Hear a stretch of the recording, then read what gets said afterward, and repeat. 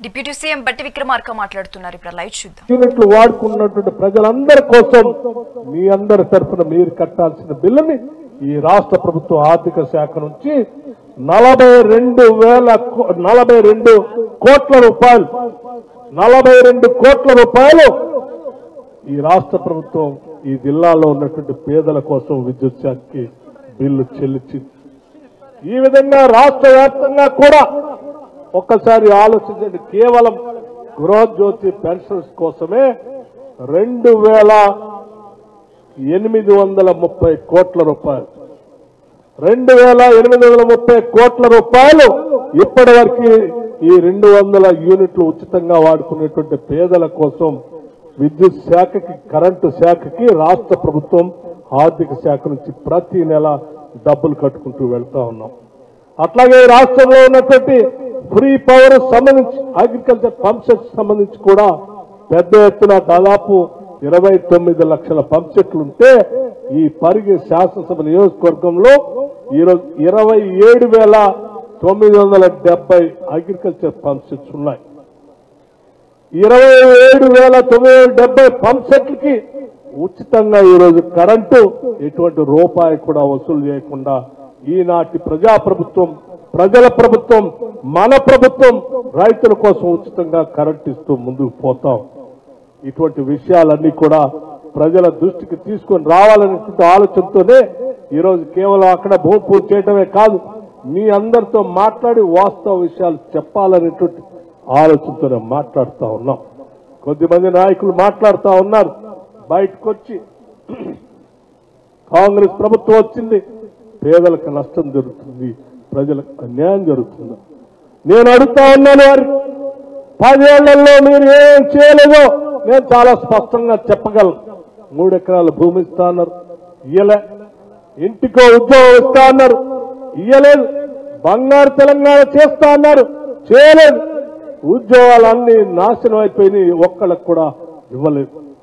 ఇలా చెప్పుకుంటూ పోతే అనేక ఉన్నాయి మీరు చెప్పినటువంటి వాగ్దానం. ప్రతి శాసనసభ నియోజకవర్గానికి 1,00,000 ఎకరాలకు నీళ్లు తగ్గకుండా ప్రాజెక్టులు కడతామని చెప్పారు. కృష్ణా నది పైన ప్రాజెక్టులు కట్టి నీళ్లని పారిస్తా అన్నారు. గోదావరి నది పైన ప్రాజెక్టులు కట్టి గోదావరి నీళ్ళని పారిస్తా అన్నారు. కృష్ణా నది పైన 10 ఏళ్లు ఒక్క ప్రాజెక్టు కూడా కట్టలేదు, ఒక్క చుక్క నీళ్లు కూడా పారించలేదు. గోదావరి నది పైన కట్టక 1,00,000 కోట్లు పెట్టి కట్టినటువంటి కాళేశ్వరం ప్రాజెక్టు ఏమైందో మీరు చూశారు. మరి ఏందయ్యా మీరు చేసింది? ఏం చేశారు? 10 ఏళ్ళు ఏమీ లేదు. వాళ్ళు చేసిందల్లా ఒక్కటే. ఆనాటి యూపీఏ ప్రభుత్వం సోనియా గాంధీ గారి నాయకత్వంలో Mahatma Gandhi employment guarantee scheme అని చెప్పి, అంటే 100 రోజుల పని అనేటువంటి పిలుచుకునేటువంటి కార్యక్రమాన్ని ఆనాడు ప్రారంభోత్సవం చేసి నిధులు ఇస్తా ఉంటే ప్రతి సంవత్సరం వచ్చేటువంటి ఆ నిధులకి మాత్రమే గ్రామాల్లో పోయి ఆ ఈజీఎస్ డబ్బుల ద్వారా వచ్చే పనులకు ముందు నిలబడి ఒక కొబ్బరికాయ కొట్టి ఇదే అభివృద్ధి అని చెప్పి ఫోటోలు దిగిపోయారు తప్ప 10 ఏళ్లు మీరు ఏం చేయరు. ఆనాటి ఉమ్మడి ప్రభుత్వంలో కానీ ఇప్పుడు కానీ ఆ ఈజీఎస్ పనులన్నీ అక్కడ ఉన్నటువంటి ఫీల్డ్ అసిస్టెంటో లేకపోతే మేట్లో చేస్తూ ఉంటారు. ఆ ఫీల్డ్ అసిస్టెంట్ లో మేట్లు చేసే పనే ఆనాటి మంత్రులు, ఎమ్మెల్యేలు అక్కడ పోయి నిలబడి ఫోటోలు దిగి ఇదే అభివృద్ధి అని చెప్పారు తప్ప ఏమి చేయకుండా ఈ రాష్ట్రాన్ని సర్వనాశనం చేసి వెళ్తే, వ్యవస్థల్ని నాశనం చేస్తే మొత్తం ఈ రోజు 10 సంవత్సరాల తర్వాత అధికారంలోకి వచ్చినటువంటి కాంగ్రెస్ ప్రభుత్వం ఆ వ్యవస్థలన్నీ నిలబెడుతూ, పరిస్థితులన్నీ గాడిలో పెడుతూ, పాలనా యంత్రాంగాన్ని గాడిలో పెడుతూ, ఏ ఆశల కోసమైతే తెలంగాణ రాష్ట్ర ప్రజలు ఈ రాష్ట్రాన్ని తెచ్చుకున్నారో వాళ్ళ ఆశలు నెరవేర్చడం కోసం ఈరోజు ఇందిరమ్మ ఇల్లు ఇస్తా ఉన్నాం. ఆలోచన చేయండి. 4,50,000 ఇళ్లని ఒక్కొక్క ఇంటికి 5 లక్షల లెక్క ప్రతి శాసనసభ నియోజకవర్గంలో ఇవాళ 3,500 ఇళ్లకి తగ్గకుండా ఇందిరమ్మ ఇళ్లను శాంక్షన్ చేసి ముందుకు వెళ్తా ఉన్నాం. ఈ ఛాలెంజ్ చేస్తా ఉన్నాం. ఆ రోజు మీరు డబుల్ బెడ్రూమ్ ఇళ్లు కడతా అని చెప్పి 10 సంవత్సరాలు కట్టలేదు. ఈ రోజు మేము అనౌన్స్ చేసి మొదలు పెట్టాం. ఏ నియోజకవర్గానికైనా పోదాం, మేము 3,500 ఇళ్లకు తక్కువ కాకుండా ఎక్కడ శాంక్షన్ చేశామో చూపిస్తాం. ఒక్కొక్క ఇంటికి 5 లక్షల రూపాయలు ఇస్తా ఉన్నాం. ఇది మా నిబద్ధత. ఇవాళ ఈ రాష్ట్రంలో ఉన్నటువంటి పేద వర్గాల గురించి ఆలోచన చేశాం.